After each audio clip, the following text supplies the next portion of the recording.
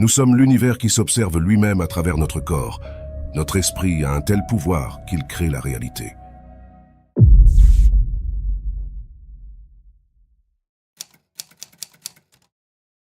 Et si depuis toujours vous étiez seul, et que tout ce que vous voyez et vivez n'était en réalité que le fruit de votre âme? Si je vous dis cela, c'est parce que les scientifiques sont aujourd'hui unanimes. La conscience est un champ d'information vibratoire, et la réalité en est sa forme structurée. En 1801, une expérience confirma cette vision, celle des doubles fentes de Jung. Dans cette expérience, les physiciens ont tenté de mesurer une particule, mais ils se sont rendus compte que le simple fait de l'observer en la mesurant est justement ce qui forme cette particule. Pour être clair, la particule de matière n'a en réalité pas de forme précise avant d'être observée. Elle est une onde. Et c'est l'acte même de l'observer qui transforme cette onde en particule de matière.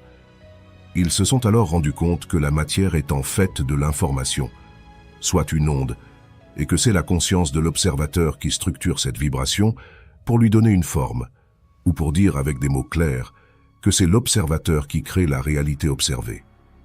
C'est là que Niels Bohr, l'un des plus grands physiciens quantiques, a affirmé « Nous ne mesurons pas le monde, nous le créons ». Si tout cela vous paraît pour l'instant complexe ou léger, vous allez voir que cette expérience n'est que la partie visible de l'iceberg, car elle date de 1801. Et vous allez découvrir qu'aujourd'hui, nous sommes allés vraiment loin. Je vous conseille même de mémoriser cette vidéo, car elle va marquer un tournant à jamais dans votre vie. Juste avant de poursuivre, prenez juste un instant pour vous abonner et activer la cloche, car de nombreuses vidéos inédites arrivent, sans oublier de mettre un pouce bleu, ce qui va permettre de faire partager cette vidéo au plus grand nombre. Je vous remercie. Commençons donc par la première expérience, celle des doubles fentes de Jung, afin de bien la comprendre. Et au fil de la vidéo, nous retracerons donc toutes les expériences de physique quantique, jusqu'à en arriver à la plus importante de toutes, celle qui a littéralement bouleversé le monde à jamais.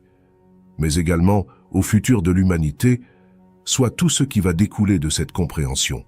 Et vous allez voir que le monde d'aujourd'hui s'annonce vraiment beau. Si vous n'aviez pas le sourire jusqu'à présent, je vous garantis qu'à la fin de la vidéo, vous l'aurez, et ce, pour l'éternité. Les doubles fentes de Jung fut donc une expérience réalisée par Thomas Young en 1801. L'origine de cette expérience repose sur une question que Thomas se posait, et celle-ci fut de se demander si la lumière était une onde, comme le son, ou une particule, comme une petite bille, car c'était une question majeure à cette époque. Alors, Thomas a réalisé un dispositif simple dans lequel il place une plaque opaque, ayant deux fentes face à un mur, et une lumière qui projette à travers ces deux fentes. En faisant cela, Thomas se rend compte que la lumière passe par les deux fentes en même temps, et cela crée une sorte de motif spécial appelé interférence. Mais ce qui est vraiment intéressant est ce qui suit. En fait, il a par la suite commencé à vouloir regarder avec un appareil quelle ouverture la lumière prend. Et tout à coup, elle arrête ce motif de vague et choisit une seule ouverture, comme si elle savait qu'on la regarde. C'est là que Thomas a compris que la lumière était à la fois une onde, mais également une particule. Mais alors, une grande question a émergé, et celle-ci fut: qu'est-ce qui provoque ce changement d'état d'onde à particule? Est-ce l'observateur?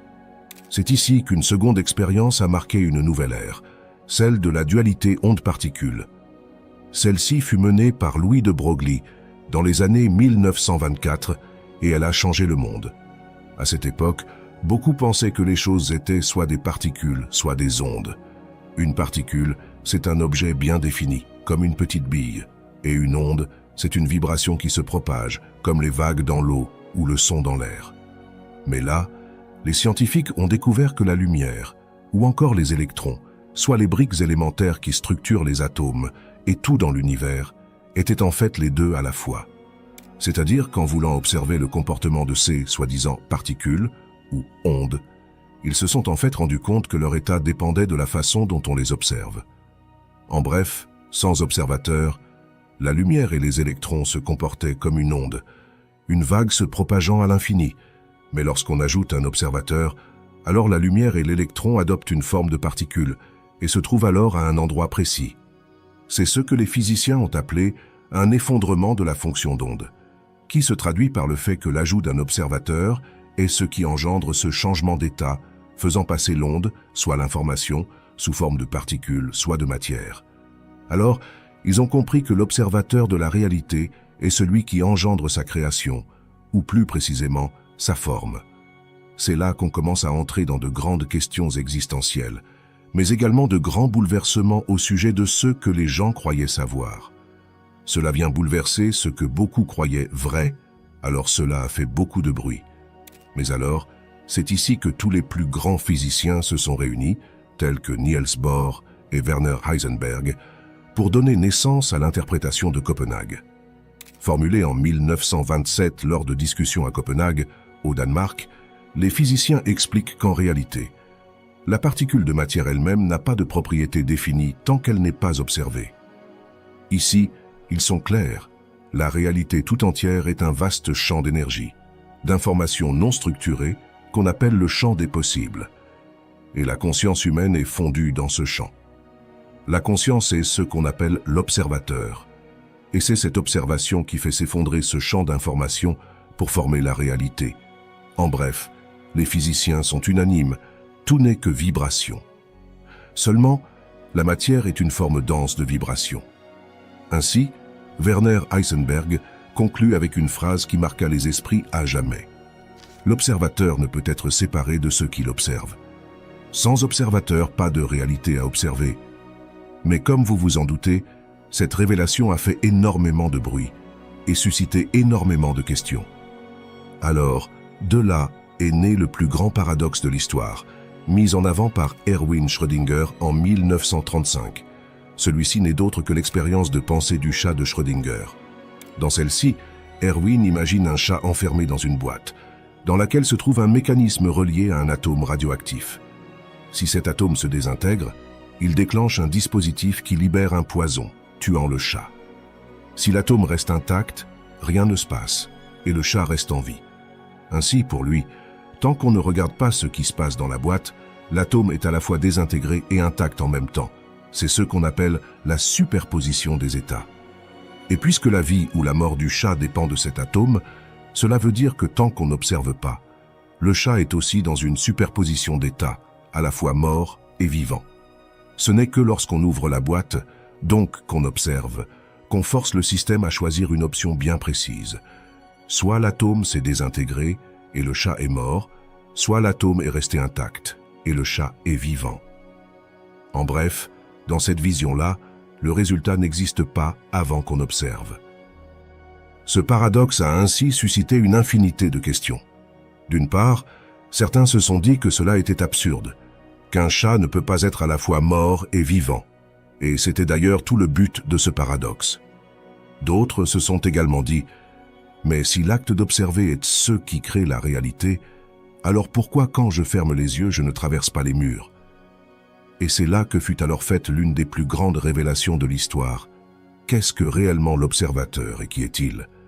Et là, c'est un dossier déclassifié de la CIA, intitulé « Analyse et évaluation du processus Gateway », dans lequel Niels Bohr a également œuvré, qui nous éclaire totalement.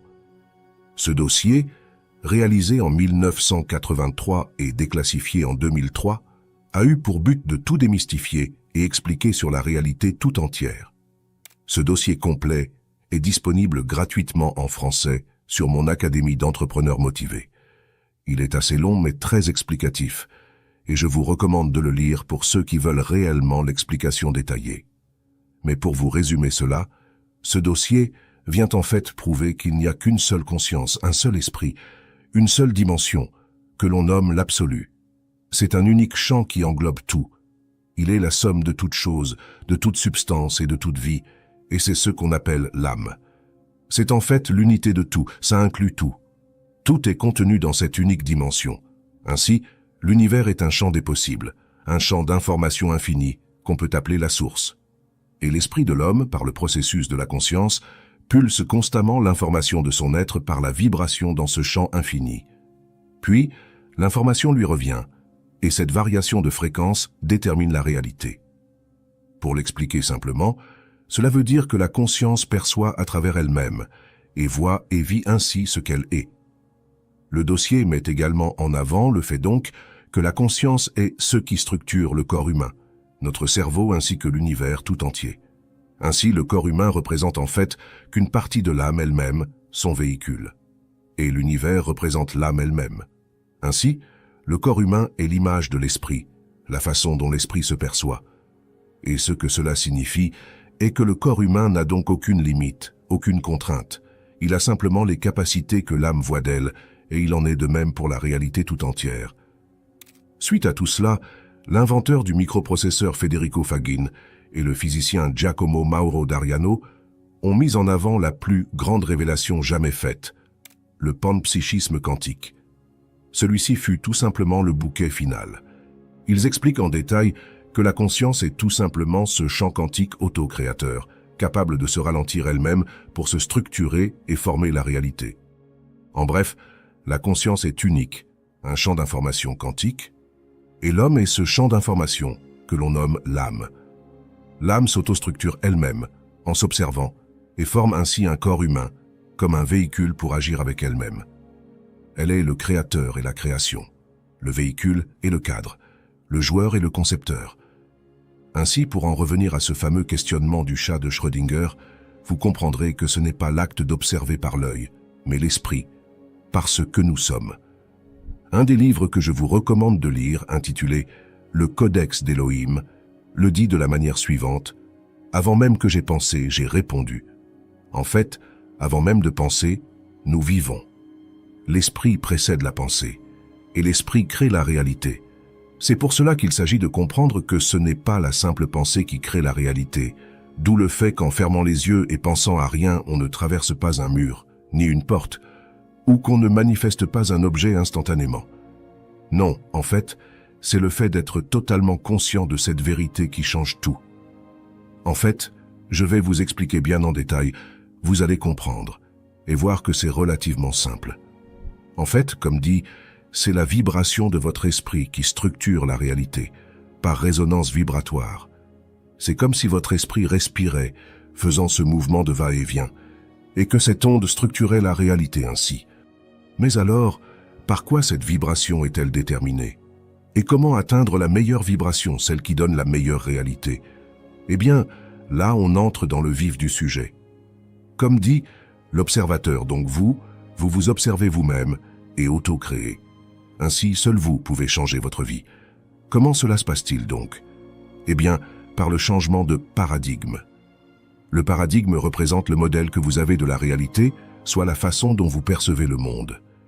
Par exemple, un homme n'ayant pas connaissance qu'il est illimité peut avoir donné forme à un corps limité, soumis à marcher par exemple. Un homme s'étant perçu comme séparé de l'univers peut avoir créé une illusion de besoin, faisant qu'il prend de dehors pour amener vers son centre. Un homme s'étant perçu comme mortel peut avoir imaginé la mort. Ou bien, une personne ayant oublié qu'elle est la santé éternelle peut avoir inventé la maladie. Les propres cellules du corps humain sont ointes, donc de nature parfaite, de même substance que l'univers, soit donc de l'information.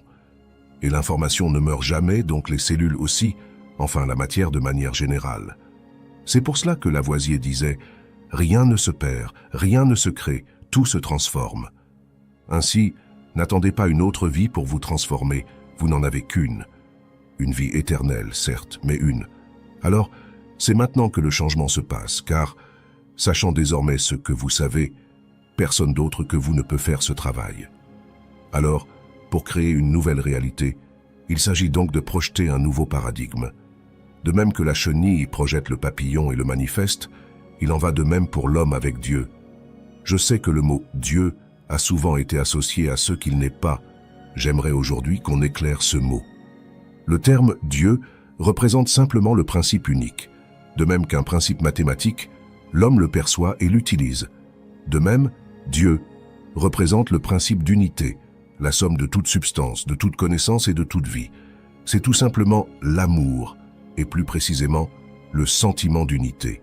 Si vous avez déjà fait une EMI ou une méditation poussée, le sentiment d'unité est juste cet état de conscience qu'il s'agit d'atteindre, c'est l'état de conscience éveillé. Il représente l'état de conscience ultime, d'où le terme Dieu. car c'est l'état de conscience dans lequel l'homme se souvient qu'il est Dieu. Soit donc qu'il est l'âme ou l'esprit unique.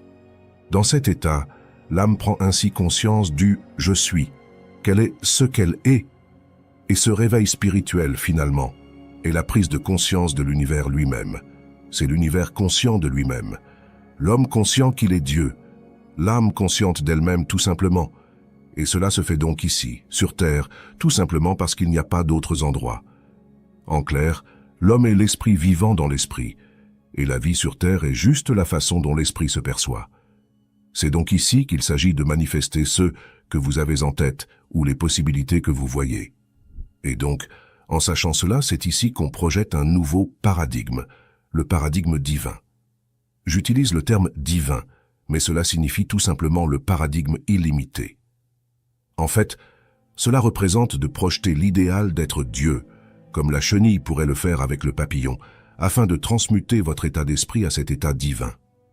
Et comme votre corps, ainsi que votre réalité se structure par votre âme, une âme consciente qu'elle est Dieu, donne forme à un corps divin et une réalité divine. Cette transmutation mentale se fait donc intérieurement, c'est-à-dire en esprit, mais également dans la vie quotidienne. C'est-à-dire qu'il s'agit d'être conscient de cela, mais aussi d'agir en conséquence dans votre vie. Et c'est justement le but. Avoir l'esprit de Dieu, mais aussi la vie.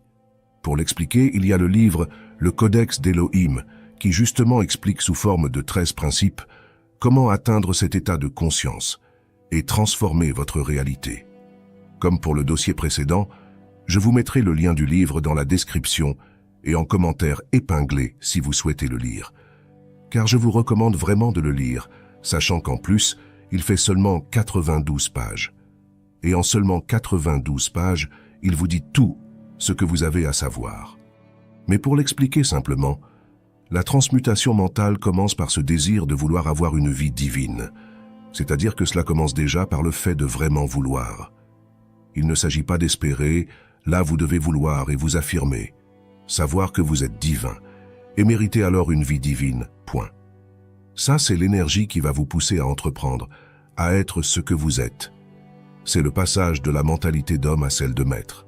Ensuite, il s'agit dès lors de commencer à méditer, maîtriser sa respiration par des exercices paisibles, afin en fait de simplement percevoir l'unité. Le but ici est juste de lâcher prise sur votre vie, même si ce n'est que 15 minutes par jour, afin de connecter avec le tout consciemment, au champ de possible. Le lâcher-prise sur votre identité actuelle, votre vie, etc., va en fait juste vous permettre d'atteindre cet état non structuré. Et lorsque le lâcher-prise est total lors d'une méditation, vous allez réellement vous sentir mourir en quelque sorte. Et c'est dans cet état que vous allez comprendre qu'il n'y a que vous, que Dieu, et que Dieu, c'est vous. C'est ce fameux sentiment d'unité. Une fois conscient de cela, il s'agit donc de l'intégrer dans votre vie et de commencer à agir de la sorte, même avec les gens. Vous devez savoir, en regardant le monde, même en étant en ville, que vous êtes Dieu, et que tout homme et toute femme est Dieu, que tout est Dieu. Il s'agit de reconnaître que la source de tous ceux qui vous entourent, c'est vous, et en reconnaissant cela, vous allez faire émerger ce sentiment d'unité au sein de votre corps. C'est en fait Dieu qui prend conscience de sa création par le Créateur, et c'est cette vibration qui va harmoniser toute votre vie en conséquence. Telle une vague, vous allez vivre véritablement que des expériences harmonieuses pour l'éternité, mais toutes plus grandes que les autres. Vous comprendrez que cette prise de conscience, cette nouvelle vibration, telle une vague, restructure tout, ou plus précisément, transmute tout. Ainsi, les cellules de votre corps vont également prendre conscience de leur omniscience, de leur nature christique, donc ointe, et vont donc conserver leur forme parfaite éternellement.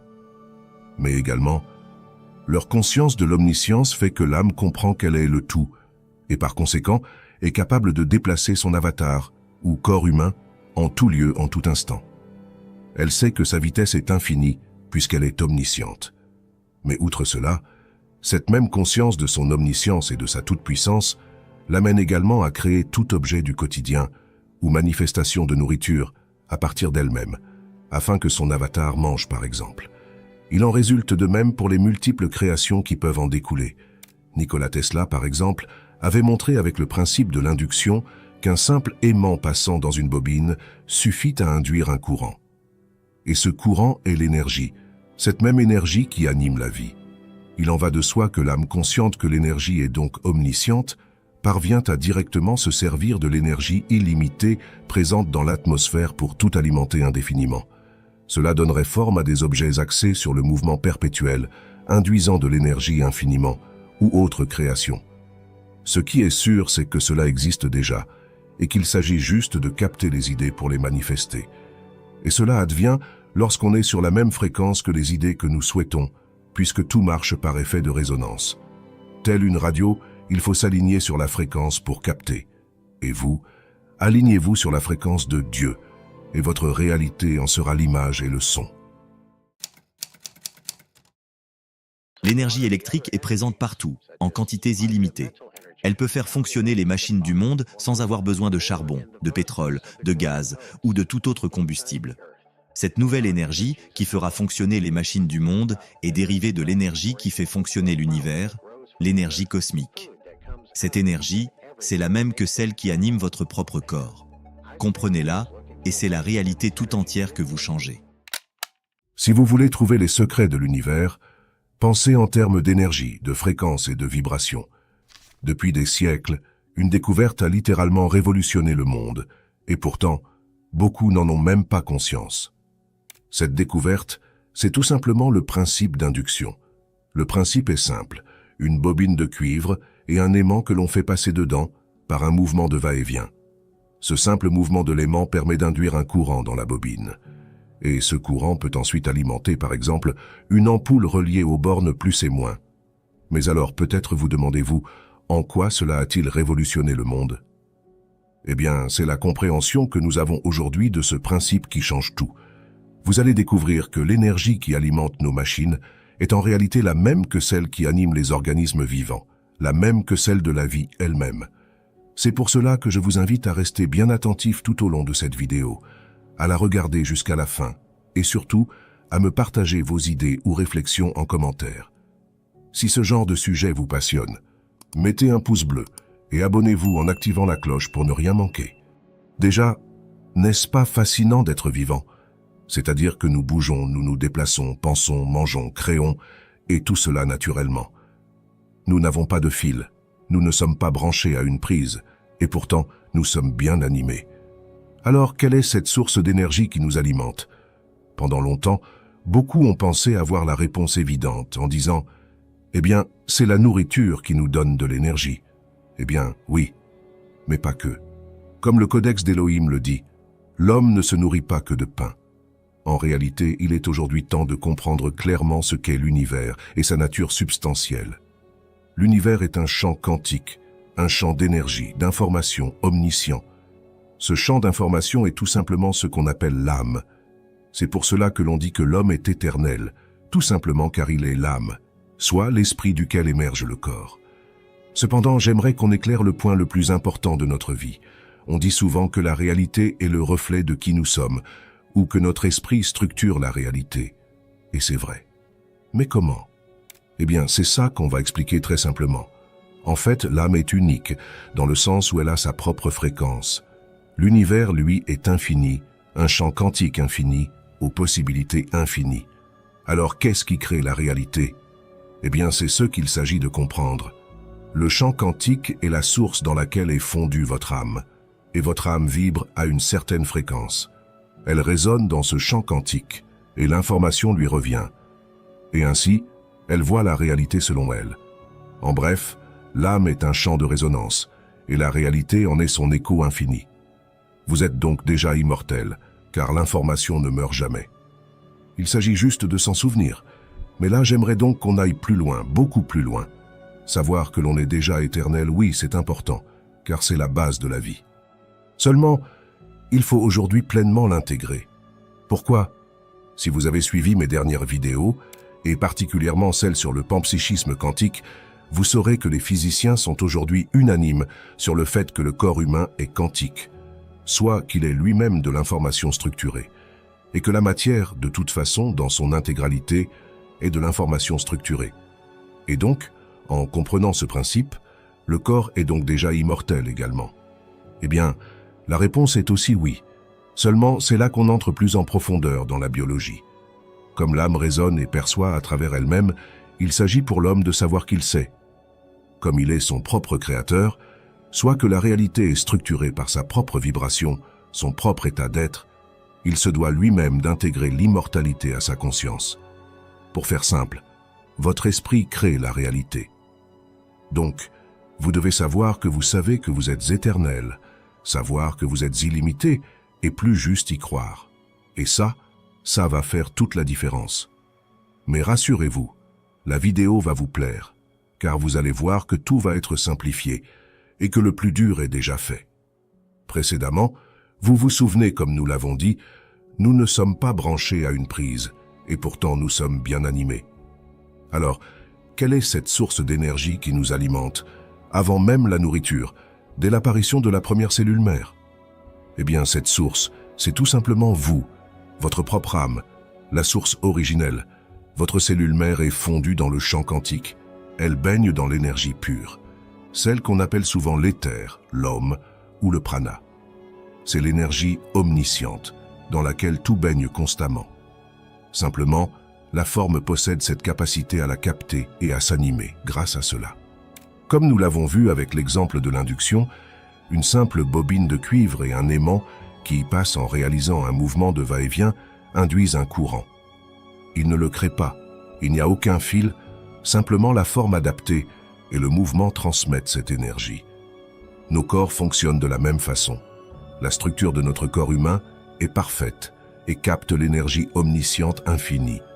Et nos corps sont toujours en mouvement, d'une manière ou d'une autre, même lorsque nous dormons. Le mouvement peut paraître quasi immobile, mais nous sommes toujours en mouvement, donc toujours animés. Seulement, il s'agit pour l'esprit d'en être conscient, de reconnaître cette énergie omnisciente, afin que les cellules de son corps en soient elles aussi conscientes. C'est ce qu'on appelle la respiration de l'esprit, ou respiration consciente, soit tout simplement le fait que nos cellules, par leur mouvement, puissent capter l'énergie éthérique, de même que les plantes avec la photosynthèse. Et ce changement de paradigme change tout. Cela signifie que votre esprit prend conscience de l'énergie éthérique autour de lui et commence alors à s'en servir. De même, l'homme, dans sa vie quotidienne, prend conscience de cela et commence à créer des choses sur le même principe. C'est la raison pour laquelle je vous dis qu'aujourd'hui, nous sommes à un grand tournant. Ayant désormais conscience de cette énergie illimitée, cette source infinie qu'est l'esprit, nous pouvons donc créer des innovations fondées sur ce même principe. Et c'est là qu'entre en jeu le mouvement perpétuel ou le futur de l'induction. Là où l'induction demandait un mouvement mécanique, il s'agit aujourd'hui de concevoir une forme capable de directement capter l'énergie infinie afin de la transmettre de manière illimitée. Cela ferait que nous n'aurions plus jamais aucun manque d'énergie, ni pour nos corps, ni pour notre vie quotidienne. Des innovations fondées sur ce principe donneraient naissance à des créations éternelles. Supposons par exemple que nous parvenions aujourd'hui à faire un objet capable de capter l'énergie éthérique et d'engendrer ainsi un mouvement perpétuel. Alors, l'énergie qui en découle serait infinie, car sa source l'est. J'aimerais que vous me disiez en commentaire, comment concevriez-vous cet objet? C'est là que les idées de chacun sont majeures, car ce sont de véritables avancées qui marqueraient un tournant bien plus grand que l'ère industrielle. Et si le titre de cette vidéo disait que tout est vibration, et qu'une fois conscient de ceci, un grand changement se produit, eh bien c'est parce que c'est vrai. Comme nous l'avons vu, l'esprit est la source de toute chose. Il est vibration, et c'est de cette vibration que tout se crée. Ainsi, toute création, toute substance et toute vie est esprit, issu de cette vibration originelle. Tout ce qui découle prend forme à partir de là. Alors, un esprit conscient des vérités que nous avons évoquées transmet non seulement cette information à son propre corps, ce qui le rend éternel et illimité, mais aussi à la réalité elle-même, puis à ses créations. Comme nous l'avons vu pour une infinité d'innovations, il a fallu par exemple à Nikola Tesla de percevoir l'idée d'une nouvelle énergie capable de faire fonctionner toutes les machines du monde, basée sur l'énergie même de l'univers, et c'est ce qu'il a démontré par l'induction, cette innovation qui a tout changé.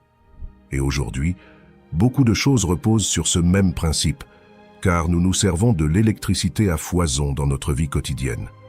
Ainsi, ce que nous sommes en esprit donne forme à la réalité. C'est de l'esprit que naissent les idées, et des idées que se crée la réalité. Ainsi, un esprit divin ne conçoit que des idées divines et donne forme à une réalité divine. De toute façon, soyez honnête et observez votre vie dans son ensemble. Est-ce que, de manière honnête, lorsque vous êtes heureux, cela n'influence-t-il pas tout votre corps, votre énergie même, votre état d'être, vos relations avec les autres et vos idées? Et toutes ces décisions prises, ces choix, n'est-ce pas ce qui structure votre vie par la suite? Combien de fois avons-nous pensé à une chose avant de la voir se manifester dans notre vie? Tout changement procède ainsi.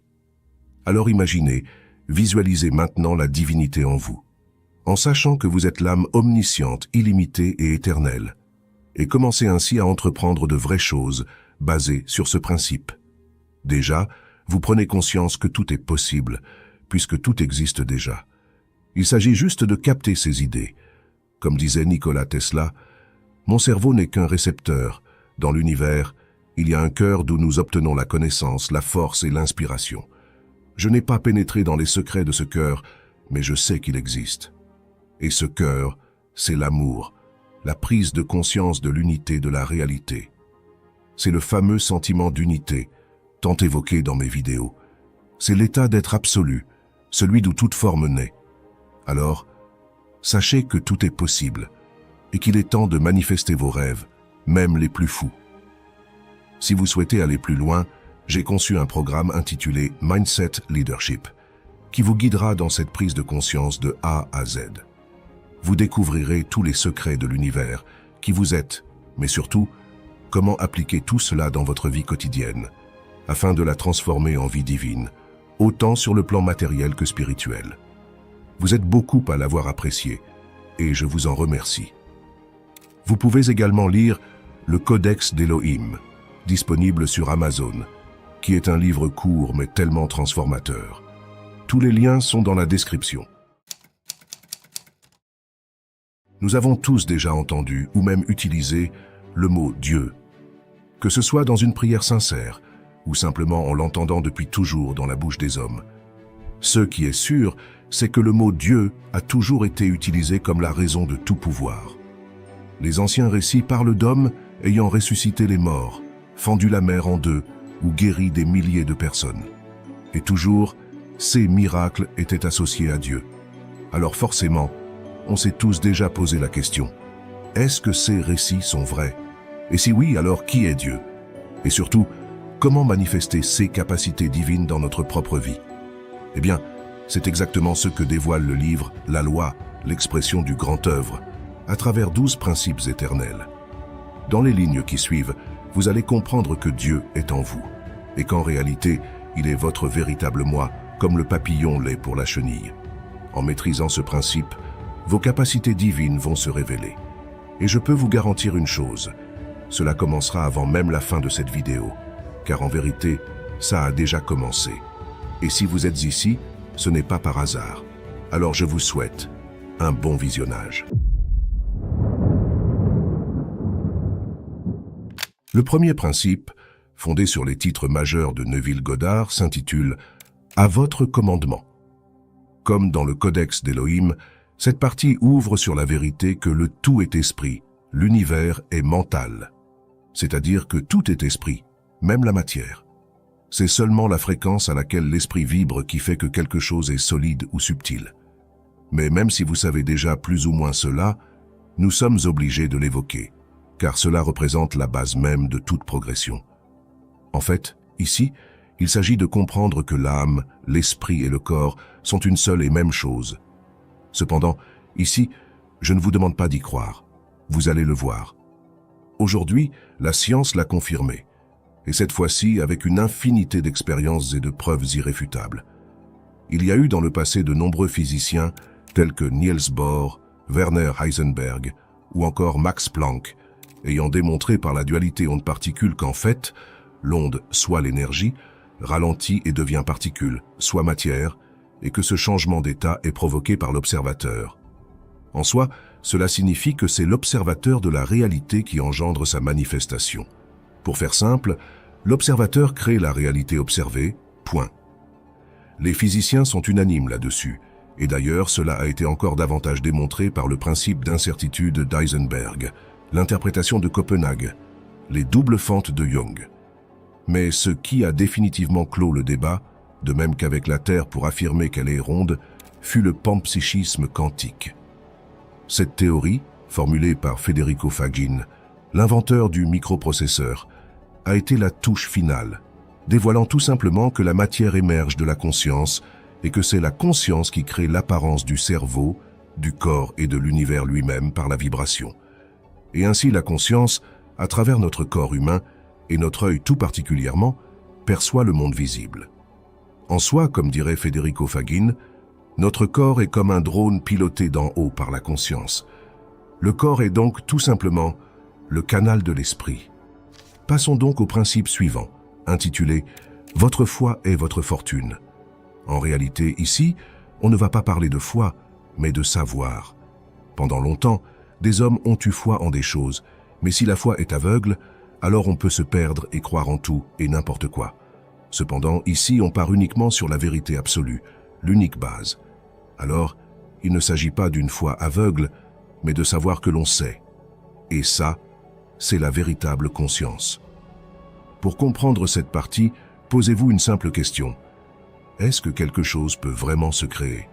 C'est-à-dire, par exemple, si l'univers a été créé et né, alors de quoi est-il né? Est-ce qu'une chose peut naître de rien? La réponse est non. Mais alors, ça signifie que l'univers a toujours existé. Et la réponse est oui. En fait, l'univers est. Il n'a ni début, ni fin, tout simplement parce que sa substance est immuable. De même que nous. En vérité, pendant longtemps, l'homme s'est apparenté à la matière, sans comprendre que c'est lui qui la structure. La matière, en réalité, que ce soit celle de votre corps ou celle de l'univers lui-même, est faite d'une seule et même substance, spirituelle. De la conscience émerge la matière. Vous comprenez alors que ce n'est pas à la matière ou à votre corps d'être divin pour que vous en ayez conscience. C'est à vous de vous souvenir que vous êtes divin, pour faire apparaître la matière pour ce qu'elle est, parfaite. De même que dans un rêve, c'est en devenant lucide que l'on acquiert ses capacités. Mais la lucidité vient de soi, d'une prise de conscience individuelle. L'univers, lui, reste ce qu'il est, parfait. À vous de le révéler. Et vous y parvenez en comprenant que vous êtes Dieu. Oui, vous avez bien entendu, Dieu. Il faut comprendre que, comme dit pour l'univers précédemment, rien n'a engendré le tout. Donc en fait, le tout est à la fois rien. Tout est un. En bref, tout est fait d'une seule et même substance. Et donc, votre corps aussi. La première cellule de l'homme est dite christique, soit ointe, ce qui signifie tout simplement induite de la substance universelle. Cela veut dire qu'en prenant conscience que vous êtes Dieu, que vous êtes le tout, vous permettez à vos cellules, qui sont de même nature que votre environnement, de prendre conscience de leur unité. Et cette prise de conscience se fait par l'amour. L'amour est de loin la force ultime de l'univers, l'ultime vibration, car elle est la source de tout pouvoir, de toute substance, de toute vie, car elle englobe l'espace infini. Alors, faire émerger cet amour en se souvenant de cette unité fondamentale de la réalité, c'est ce qui va permettre à tout votre être, âme, esprit, corps, de reprendre conscience de leur unité. Et par conséquent, des capacités telles que transposer son corps d'un bout à l'autre de l'univers deviennent possibles, tout simplement parce que vous êtes omniscient. Vous ne faites que vous en souvenir. Votre corps est votre image, mais pas la totalité. Vous englobez tout. Nous passons donc au troisième principe, qui est la liberté pour tous. Ce principe ouvre sur une phrase clé du Codex d'Élohim qui est « Seul celui qui est comme un petit enfant accède pleinement au royaume des cieux ». La vérité, c'est que cette âme d'enfant en vous, c'est elle votre vrai moi. En grandissant, il se peut que certains adultes s'oublient ou finissent par s'adapter à ce qui gravite autour d'eux, comme la société, et vivent en fonction d'elle, comme si Saturne s'apparentait à ses anneaux et vivait selon eux. Seulement, ce ne sont que des limitations que vous pouvez briser avec la force divine qu'il y a en vous. Et cette force, c'est l'amour, qui s'exprime quotidiennement par la passion. On dit que l'amour est si fort que si une personne parvient réellement à être amour, alors plus rien ne peut l'atteindre. Tout simplement parce qu'elle est omnisciente et que quoi qu'il advienne au sein de son omniscience, ça ne pourrait même pas se former. Car l'amour est le tout. L'amour, c'est Dieu. Et lorsque vous exprimez cela et en prenez conscience, vous êtes Dieu vivant. Ou comme on dit, l'expression du principe. Et le fait d'être comme un petit enfant signifie simplement oser créer. Vous êtes là pour créer, alors faites-le. Si vous avez des rêves, c'est pour les accomplir. Toute chose, toute innovation, que ce soit le téléphone portable, les ordinateurs, les intelligences artificielles ou même des créations encore inconnues, ont d'abord été imaginées avant d'être manifestées. Même l'homme s'est vu avant d'être. Alors voyez, percevez vos rêves et osez les manifester. Vous êtes là pour ça. Vous n'êtes pas là pour vivre la vie d'un autre, et encore moins celle d'une société qui n'a d'autre influence que celle que vous lui accordez. Alors voyez vos rêves, accomplissez-les, et ne laissez personne vous dire le contraire. Le leadership, c'est la capacité d'oser être ce que vous êtes, même si au début personne ne semble être sur le chemin que vous empruntez. Mais le leadership, c'est aussi qu'il est le premier mouvement, celui qui est, et de là, d'autres viendront le rejoindre sur son chemin. Alors n'ayez jamais peur d'en ouvrir un nouveau. Vous êtes là pour ça. Venons-en maintenant au 4e principe, appelé le sentiment et le secret. Cette partie va être assez courte, car nous en avons déjà bien parlé précédemment. Mais le sentiment secret n'est autre que l'amour. Si cette partie s'appelle ainsi, c'est parce que c'est par ce sentiment d'amour, ou plutôt ce sentiment d'unité, que l'on atteint la conscience divine. C'est ce véritable sentiment, ou plus précisément cet état d'être, qui manifeste vos véritables capacités. Et si précédemment je vous ai dit que vous alliez manifester des capacités avant même la fin de cette vidéo, c'est parce que la conscience de tout cela va faire qu'à partir d'aujourd'hui, vous allez réellement vivre des expériences harmonieuses. La réalité se forme selon votre état d'être. Et cet état d'être, ce n'est pas simplement la vibration de vos pensées, mais bien celle de votre conscience. C'est d'ailleurs pour cela qu'en cet instant, peu importe ce que vous pensiez à l'instant d'avant, vous entendez ces mots. Ainsi, votre état d'être se transcende et atteint cet état divin. Et dès lors, vous ne vivrez plus que des expériences harmonieuses pour l'éternité. Et si vous le souhaitez, rien ne vous empêche de faire là maintenant une petite prière silencieuse venant du cœur. Un vœu qui vous tient à cœur. Et laissez-le prendre forme. Il est réalisé.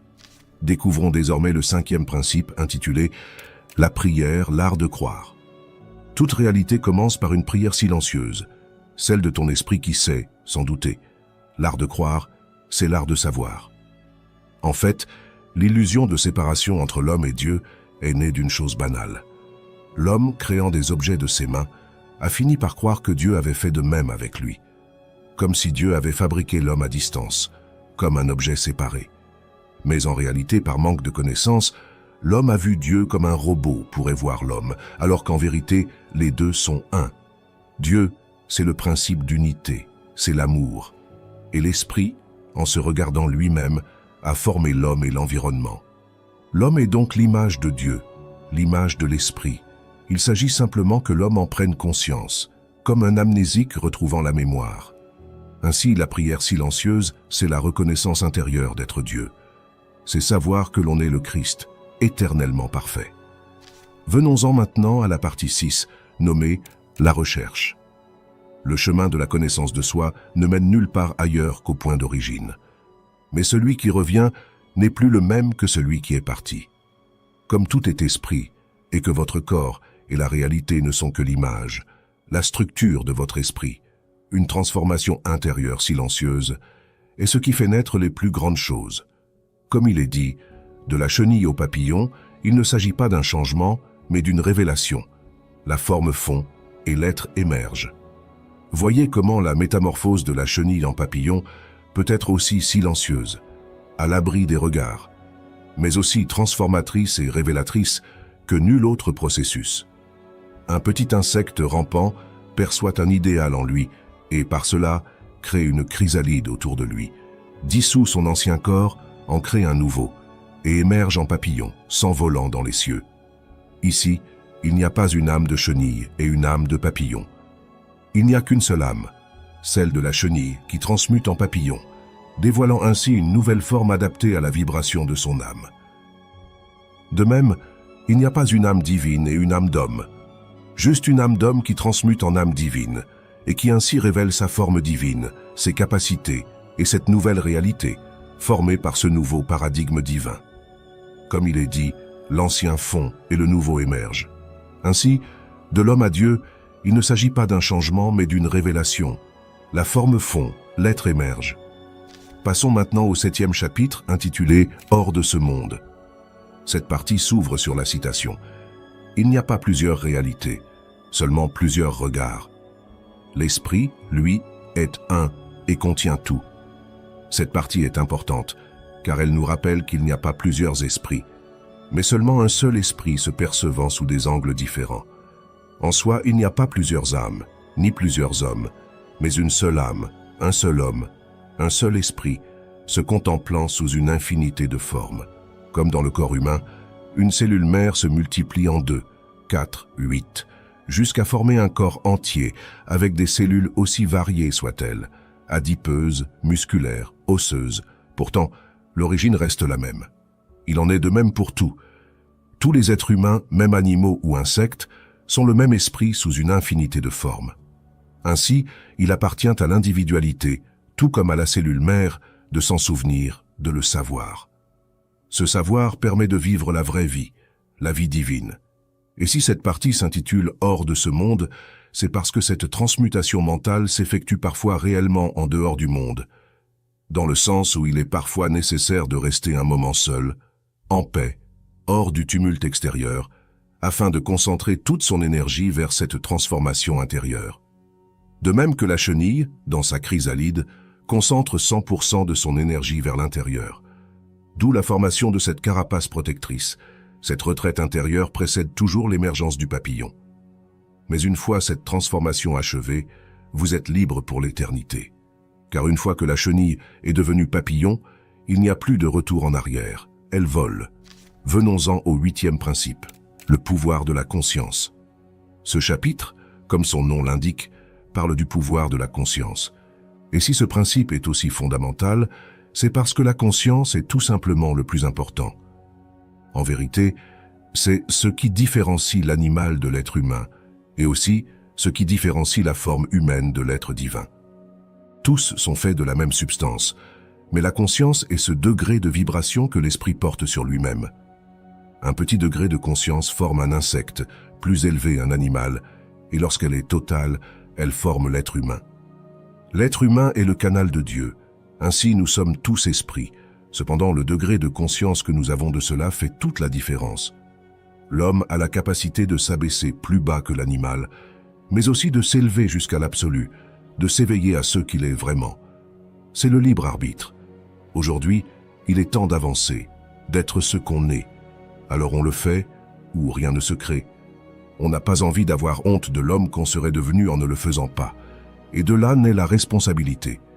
Car on comprend que la seule personne capable de nous libérer, c'est nous-mêmes. Que, comme la chenille, nul autre que nous peut entamer notre métamorphose, le libre arbitre. Et sachant cela, on ne peut plus faire semblant de ne pas l'avoir entendu. Cela ôte toute excuse, mais c'est aussi ce qui crée tout véritable progrès. Alors on projette Dieu, et on le manifeste à travers nous.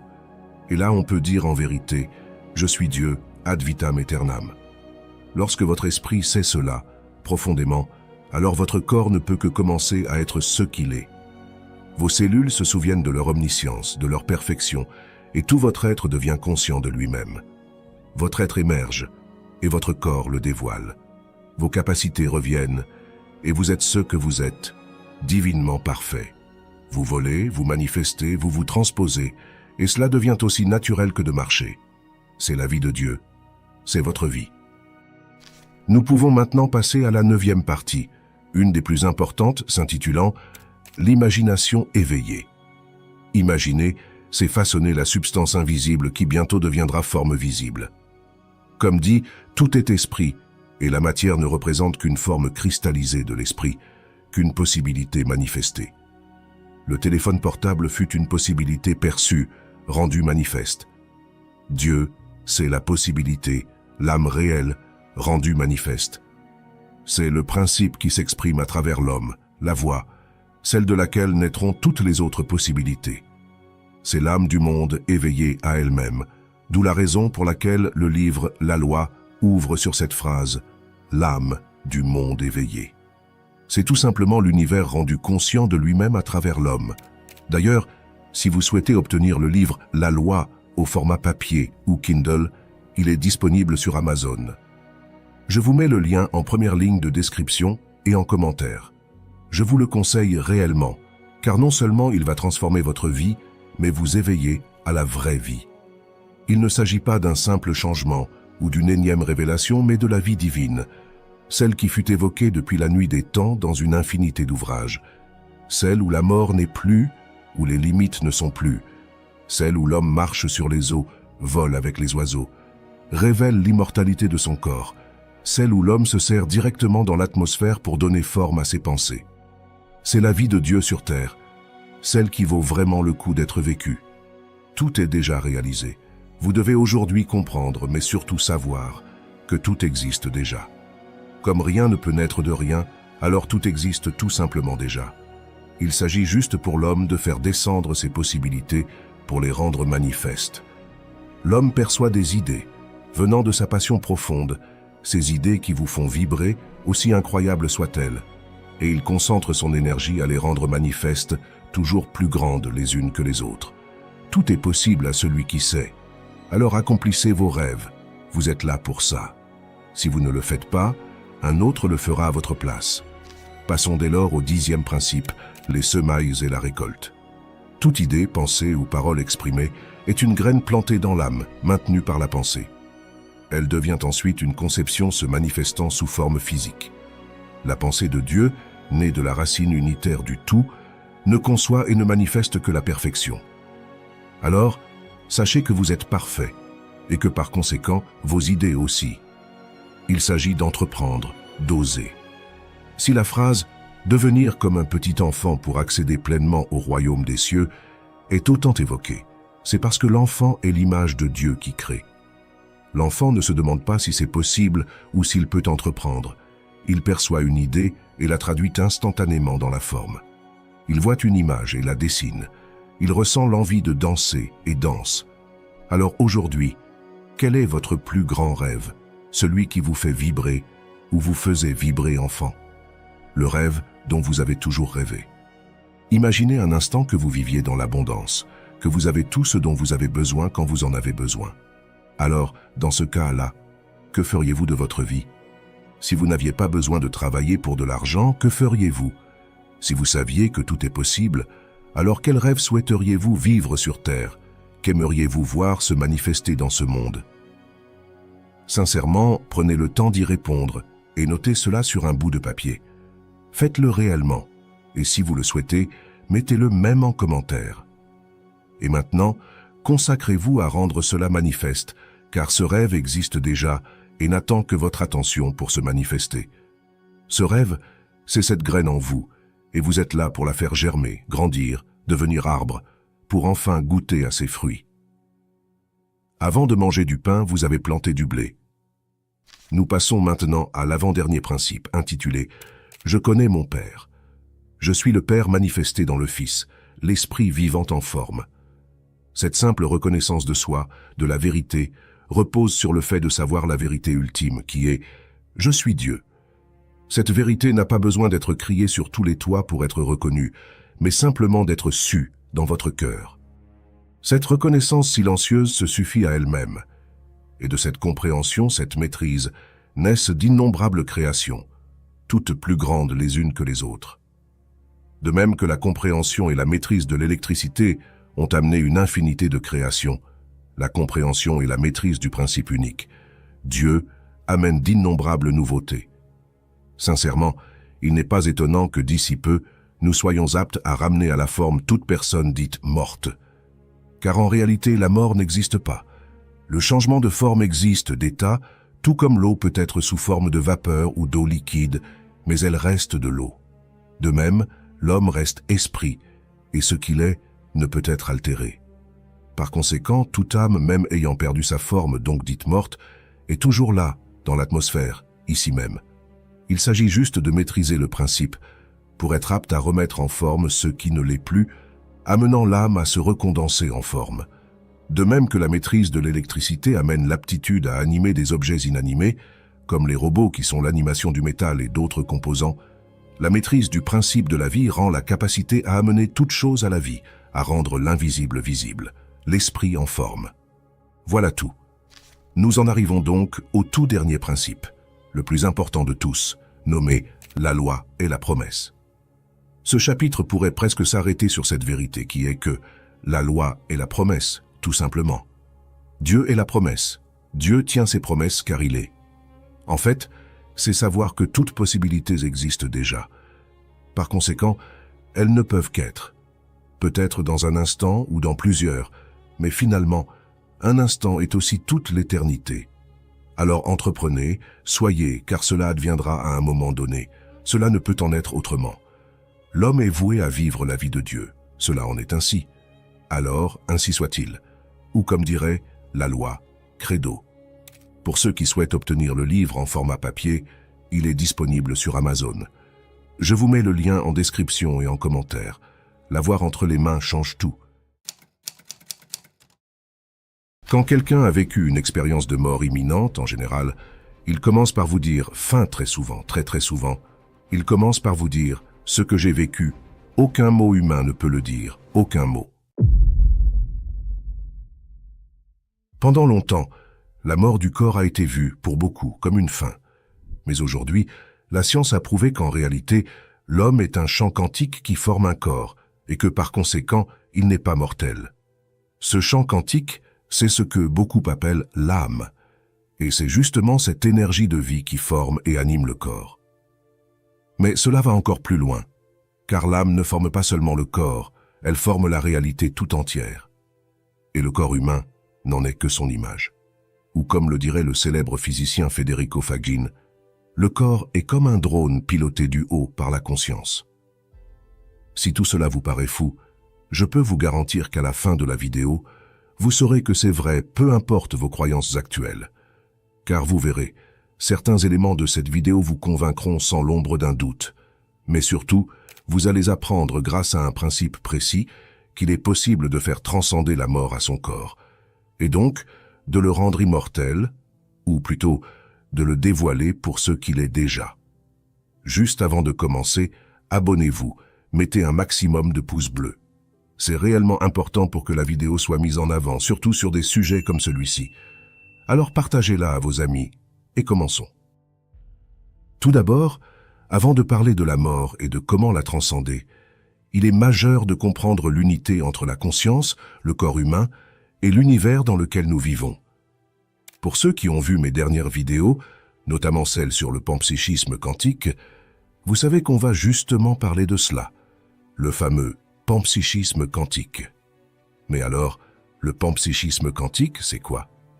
Eh bien, c'est tout simplement une découverte faite par Federico Faggin, l'inventeur du microprocesseur, et Giacomo Mauro d'Ariano, démontrant que la conscience est la source originelle de tout ce qui existe, c'est-à-dire du monde physique. En bref, cela signifie simplement que la matière émerge à partir de la conscience. Autrement dit, l'esprit crée la réalité par la conscience. Pour en arriver à cette certitude, sachez qu'il y a un passé infini derrière ce sujet.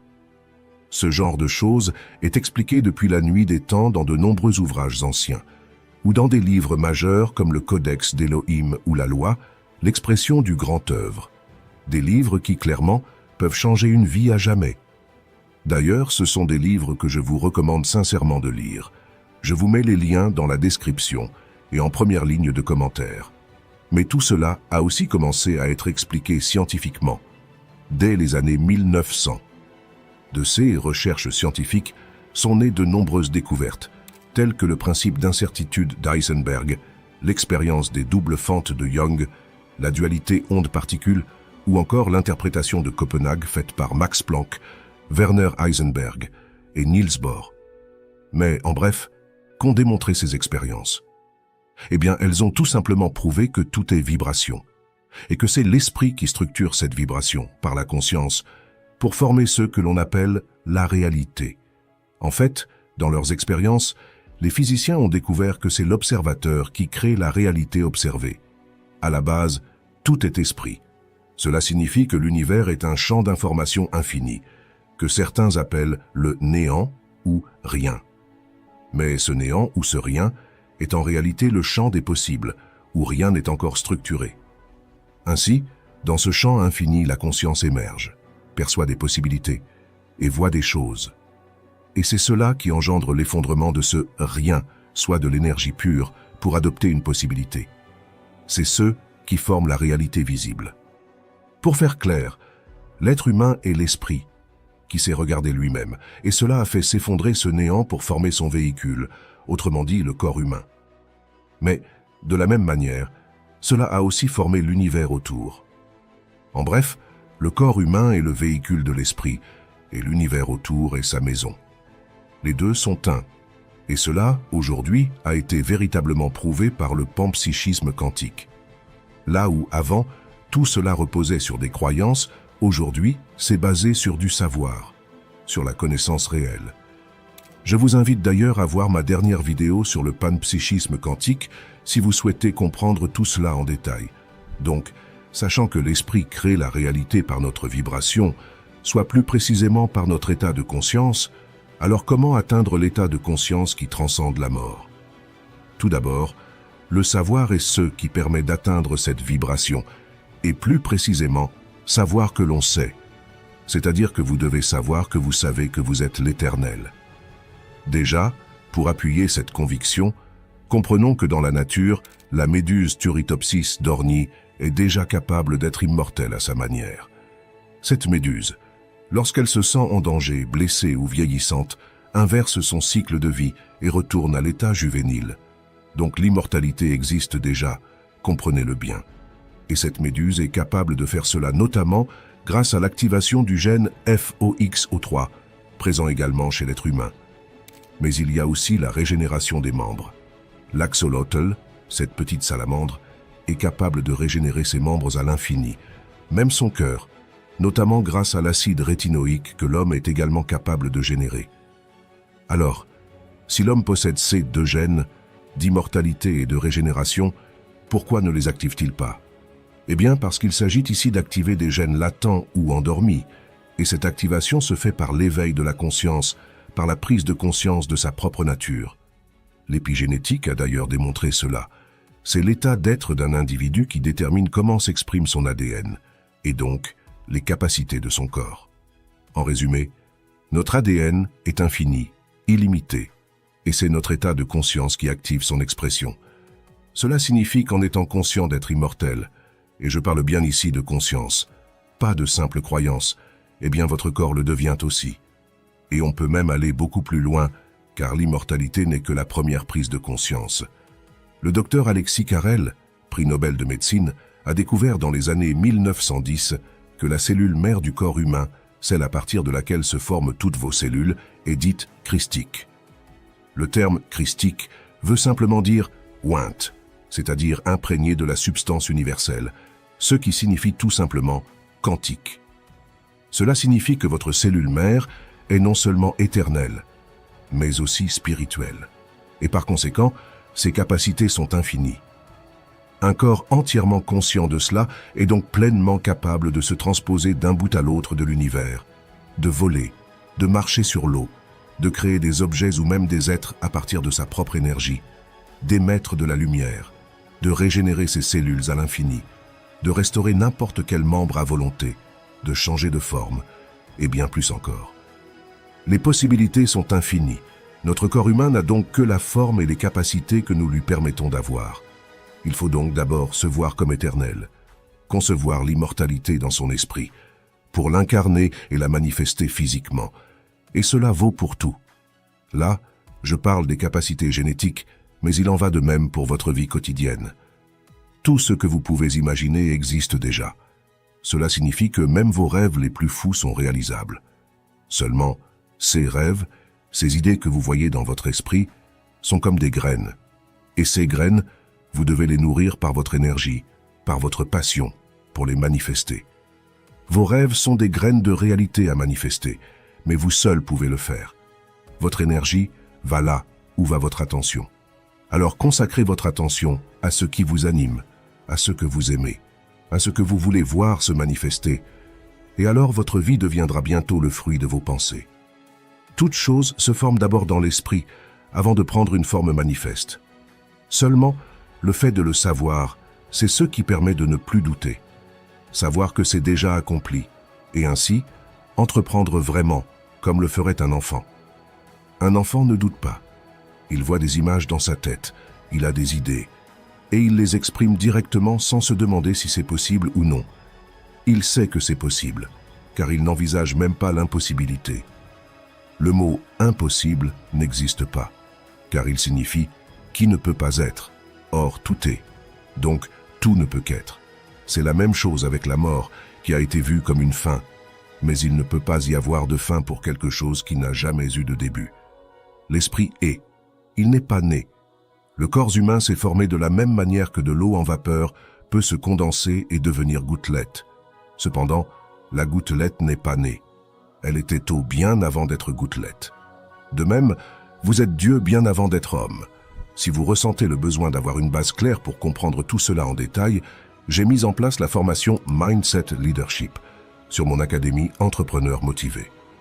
Vous êtes nombreux à l'avoir suivi et vos retours sont ultra positifs. Pour ceux qui souhaitent aussi la rejoindre, vous aurez accès à un espace vidéo où tout cela vous sera expliqué en détail, avec des exercices et des quiz pour transformer votre vie grâce à ce savoir. Des méthodes uniques, combinées à des approches neuroscientifiques, pour intégrer pleinement tout cela et faire de votre vie un rêve. Je vous mets le lien en description. Et si je vous disais que votre ADN est une antenne qui capte et transmet votre vibration afin de structurer votre corps selon elle? Alors, que serait votre corps si votre vibration serait celle de Dieu? Votre corps serait parfaitement capable de régénérer n'importe quel membre, œil, cœur ou encore corps, mais aussi vos cellules indéfiniment, ou même pourquoi pas voler. Cela pourrait paraître être de la science-fiction réservée aux films de super-héros, mais pourtant, c'est bel et bien ce que confirme la science aujourd'hui. L'épigénétique, une branche de la science, a récemment démontré que l'homme possède le même gène lié à la régénération des membres de l'axolote, et ce gène est lié à l'acide rétinoïque. Mais encore plus fascinant, l'être humain possède aussi en lui le gène FOXO3, celui de la méduse Turritopsis d'Orny, appelée aussi la méduse immortelle, pour sa capacité à inverser son cycle de vie à volonté et de revenir à l'état juvénile, encore et encore. Alors, une question cruciale se pose. Si nous possédons déjà ces gènes en nous, soit ceux de l'immortalité et de la régénération infinie, pourquoi semblent-ils inactifs chez l'homme? Et surtout, comment activer ces gènes pour manifester pleinement ses capacités? Mais une question encore plus grande émerge. Pouvons-nous aller bien au-delà de ces simples capacités? Eh bien, c'est justement ce que nous allons découvrir dans cette vidéo. Et vous allez voir qu'en réalité, ces capacités ne sont qu'une infime partie de ce qu'on est capable de faire. Vous allez voir, le corps humain est en réalité déjà divin, et que cela peut s'activer grâce à une seule chose bien précise. Juste avant de commencer, pensez à vous abonner, à mettre un pouce bleu et à activer la cloche, car de nombreuses vidéos inédites arrivent très bientôt.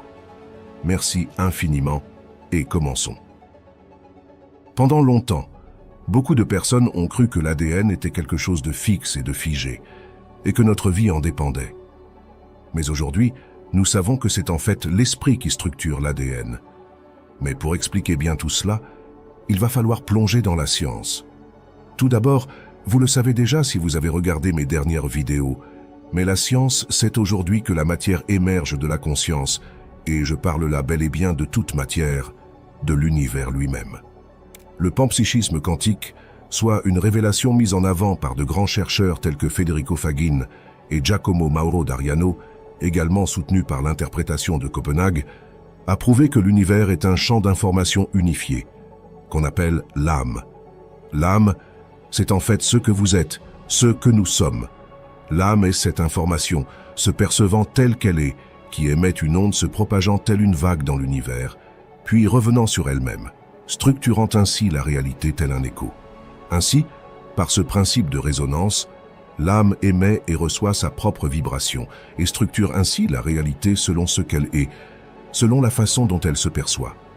En bref, la réalité est l'écho de ce que nous sommes. L'âme est omnisciente et baigne dans ce champ quantique aux possibilités infinies qu'on appelle la source. C'est la raison pour laquelle on dit que tout est possible, car c'est bel et bien le cas. L'âme puise dans cette source en elle, en faisant émerger de nouvelles idées à travers le cœur de son être, et ainsi manifeste de nouvelles choses. Rien ne se crée donc réellement. C'est plutôt une manifestation visible, une structuration de l'énergie déjà présente sous une nouvelle forme. C'est ce qu'on appelle création, qui n'est donc autre qu'une transformation d'énergie subtile en énergie épaisse, soit d'énergie pure en matière. Comprenons donc tout cela, nous comprenons que la réalité entière est l'écho de qui nous sommes, et que par conséquent, notre corps, lui, est la façon dont nous nous percevons. Nous nous sommes perçus hommes, nous sommes hommes. Nous nous sommes perçus marcher, et nous marchons, et ainsi de suite. Maintenant, c'est donc l'élévation du corps d'homme au corps divin dont nous allons parler. Un corps capable de voler, se transposer, se régénérer infiniment, et bien plus encore. Mais c'est là qu'il s'agissait déjà de comprendre que nous sommes le tout, soit l'univers entier, que notre corps est seulement notre image, la façon dont on se perçoit. Il est notre temple dans lequel on habite, mais l'univers, lui, est notre maison, et nous sommes la maison. Mais donc, vous comprenez que notre vibration structure notre corps dans son environnement, et pas seulement le corps. C'est la raison pour laquelle un vrai maître, soit une personne ayant atteint la vraie divinité, la maîtrise absolue, est capable de manifester des objets sans lever le petit doigt, car l'esprit est déjà omniscient, et crée avant même que le corps n'ait à créer. De même que notre corps s'est formé avant même que nous pensions. En fait, il faut aujourd'hui comprendre que tout dans la vie est énergie, et cette énergie, c'est nous. En fait, le mouvement et le repos font partie de la vie. Seulement, lorsque nous émettons de l'amour, soit l'âme extériorisée, nous émettons une vague se propageant dans l'univers. Cette vague d'amour, c'est l'énergie de la vie elle-même. Le cœur pulse une fréquence, et l'amour en est la plus puissante, celle omnisciente, la source de tout ce qui est. Lorsque vous incarnez ainsi cette fréquence, soit ce sentiment d'unité qui vient en reconnaissant que tout est vous, vous prenez ainsi conscience que vous êtes le tout. Ainsi, vous ne pouvez qu'être qu'amour en comprenant cela, puisque vous êtes réveillé à vous-même. Et cette vibration, c'est cette reconnaissance que vous êtes omniscient, que vous êtes le tout, ou Dieu. Eh bien, c'est par cette voie que vous élevez votre vibration à celle de Dieu, en sachant que vous savez. En fait, c'est pour cela qu'on dit souvent que la conscience crée la réalité. La conscience, c'est en fait le degré d'attention que vous portez sur vous-même, et la véritable conscience, c'est le moment où vous savez que vous êtes Dieu, soit donc omniscient. C'est la conscience absolue, car elle représente la somme de toute chose, toute substance, toute vie et toute puissance. Elle englobe tout, et c'est à partir d'elle que tout se forme. Alors cet état peut sembler être une fin, car on pourrait se demander « mais comment aller plus loin ?» Mais en réalité, ce n'est qu'un début, le début de la vraie vie. Vous vous connaissez, sachez que vous êtes Dieu, et comprenez donc que la source c'est vous. Ainsi, c'est dans cet état parfait que vous entreprenez de vraies choses, toujours plus grandes les unes que les autres, et ce, dans l'harmonie éternelle, dans la paix. Sachant cela, revenons-en donc maintenant à l'ADN lui-même, pour vraiment bien tout comprendre. Avant de parler de celui de l'homme, parlons de ceux des animaux. Nous savons que l'univers est nous, et donc que les animaux représentent des parties de notre conscience manifestée, donc ce que les animaux font, nous sommes capables de le faire. Regardons donc l'axolote. L'axolote a cet état d'esprit conscient de sa capacité à régénérer ses membres, et l'ADN a donc cette information. Son ADN capte donc cette information, la transmet aux cellules, et donc, comme un programme, dès qu'un organe est coupé, il sait le restaurer en reformant de nouvelles cellules. Elle est l'information, et cette régénération cellulaire se fait grâce à un gradient d'acide rétinoïque sécrété, que l'homme possède aussi. L'homme a donc déjà cette information, et c'est logique, car c'est de l'homme qu'elle vient, de la propre conscience. Mais de même, l'homme possède aussi le gène FOXO3, comme dit précédemment, soit celui de la méduse Turritopsis dorni, surnommée la méduse immortelle. Pour rappel, Cette méduse est capable d'inverser son cycle de vie à volonté, lorsqu'elle se sent en danger, qu'elle est blessée ou qu'elle vieillit. L'homme est donc également capable de faire cela. D'ailleurs, dans le Codex d'Élohim, il y est dit que « Si vous avez été jeune un jour, alors vous pouvez l'être pour l'éternité. » Et cette vérité est vraie, pour une simple raison. Tout est vibration, tout est lumière, et la lumière elle-même peut à la fois se comporter comme une particule, soit matière, et comme une onde, soit information. C'est ce qui fut mis en avant et prouvé avec l'expérience des doubles fentes de Young, expliqué dans une de mes vidéos précédentes. Cela veut donc juste dire que les électrons, les atomes, les molécules, dont le gène FOXO3 et l'acide rétinoïque, ainsi que tout notre corps, sont en fait exactement la même chose, de l'énergie pure. Simplement, notre corps s'est formé comme il est pour être le meilleur temple pouvant accueillir Dieu, soit l'unité manifestée. Si vous avez regardé ma dernière vidéo avec Nikola Tesla, celle sur l'induction, vous savez qu'avec une simple bobine de cuivre dans laquelle nous faisons passer un aimant en mouvement de va-et-vient, cela induit de l'électricité. Cela veut dire que l'électricité est omnisciente, présente partout, mais que la forme torsadée de la bobine, le magnétisme et le mouvement sont ceux qui permettent de la manifester. Eh bien, le corps humain est de même. La forme hélicoïdale de l'ADN est l'antenne parfaite pour capter et transmettre l'esprit, et tout le corps est ainsi l'usine du Dieu vivant.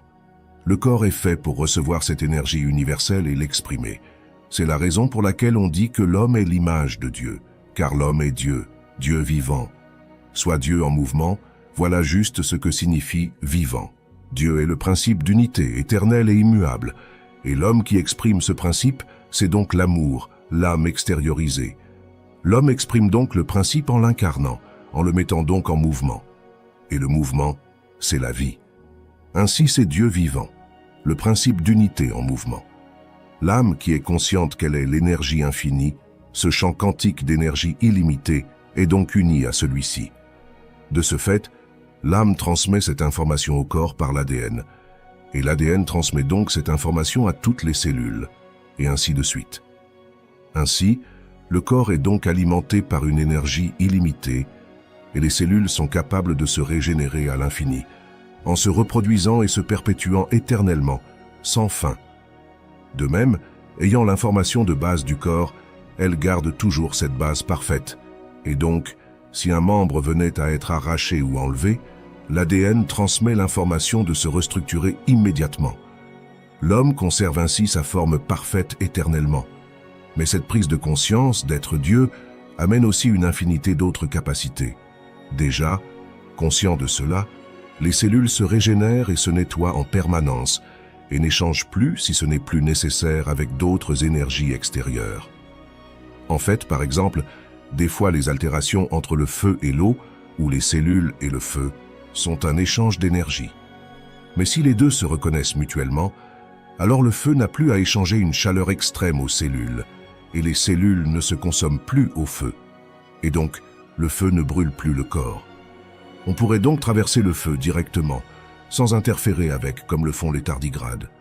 De même donc avec les températures extrêmement basses. Mais il y a également cette capacité à sécréter soi-même des choses par la transformation, soit par exemple que les cellules soient capables elles-mêmes de sécréter de l'oxygène, par transformation alchimique ou toute autre chose, et donc subvenir aux besoins du corps par elles-mêmes. En fait, le corps devient sa propre usine autocréatrice. De même, par exemple, que l'anguille électrique génère sa propre électricité, l'homme en fait de même, mais avec tout. Il est même apte à manifester de la nourriture en se servant dans l'atmosphère, par la transformation alchimique une nouvelle fois. Il transforme le subtil en épais, soit l'esprit en forme structurée. L'homme pourrait également marcher pieds nus sans que la terre ne salisse ses pieds. La santé du corps est éternellement parfaite, car elle l'est. L'homme marche sur l'eau. On pourrait passer longtemps à énumérer ces capacités, car elles sont infinies. Si vraiment vous voulez avoir une base écrite pour atteindre cet état de conscience, lisez le Codex d'Élohim. C'est un livre disponible sur Amazon, de seulement 92 pages, et il vous dira, sous forme de 13 principes, comment atteindre cet état de conscience divin et le manifester dans votre vie pour vivre la vie divine que vous méritez. Il y a également le livre « La loi » que vous pouvez ajouter au codex pour l'approfondir. Si vous aimez l'un, vous aimerez l'autre. N'oubliez pas de vous abonner, de mettre un pouce bleu pour transmettre cette vidéo au plus grand nombre. Je vous remercie et vous dis à tout de suite dans une prochaine vidéo.